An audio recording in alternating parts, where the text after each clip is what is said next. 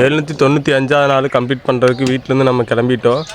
So நம்ம ஊர்லேருந்து வந்து பார்த்திங்கன்னா கிட்டத்தட்ட ஒரு 25 கிலோமீட்டர் தான் அந்த கொண்டாரிங்க மலை இருக்குது. ஸோ நம்ம பைக்கில் இப்போ ட்ராவல் பண்ணுவோம். ஸோ 10 நாள் சேலஞ்சில் 795 நாள் மக்களே ஃபஸ்ட் ஒன்று வந்து நம்ம ஸ்டார்ட் பண்ணியாச்சு. மேலே ஏறிட்டே இருக்கிறோம். உச்சி ரீச் பண்ணிட்டிங்கன்னா மேலே ஏறி வந்த டயர்ட்னஸே உங்களுக்கு தெரியாது. ஃபஸ்ட் ஒன் முடிச்சுட்டு கீழே ஆரம்பிச்சாச்சு.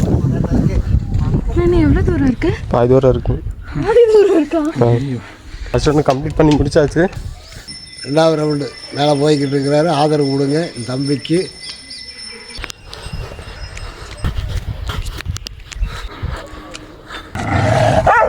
மக்களே 2வது ரவுண்டு வந்து உச்சி ரீச் பண்ணியாச்சு.